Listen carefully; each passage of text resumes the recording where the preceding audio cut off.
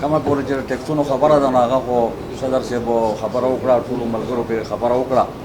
او دا په هغه ورځ باندې موږ هم دا خبره کړې وه چې لکه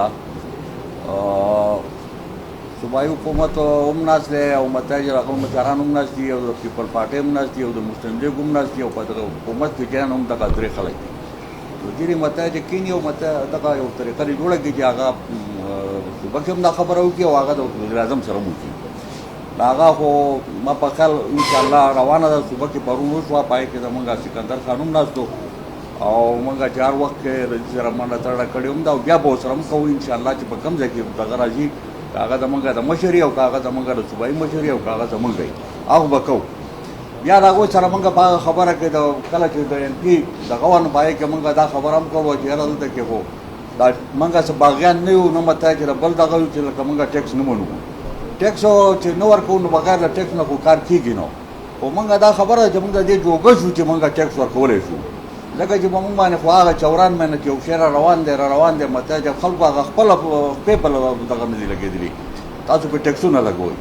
نو نن سبا ډېر زیات بد صورتحال دی د امامانو او خاص کر په برسوات کې نو زما دا خیال دی نن زموږ د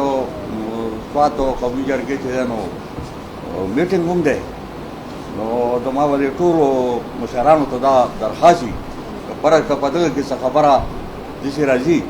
نو چې هغې کې بیا هم دي زموږ سره پنکه ځکه چې کومه خبره د سوات راځي نو که هغه د ټیکس ده نو که هغه د امن ده که هغه دغه په هغې کې زموږ څه ذاتي څه مسلې نشته دی نو پکار دا ده چې دي بیا هم زموږ سره په هغې کې شانه به شانه ودرېږي او هغه شانه دا تیاره چې ده دا ختم شي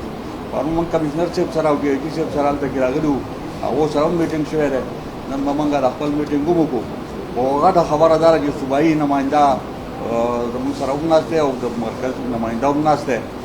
نو زموږ هغه خبره هغه بال جوړ شوی دی یو وایي دا د صوبې کار دی صوبایي نه کوي او بل وایي دا د مرکز کار دی زموږ سره هغه دغه نشته دی نو په کار دا ده چې دې باندې دې سیریس دغه واخلي او دا هر څه چې دي هغه به کېږي او چې کله امن یو کله خوشحالي کله مطلب چې تعلیم کولی شو موږ نوکري کولی شو موږ کاروبار کولی شو نو هله به موږ مخکې ځو دا زما یو دغه دی ورته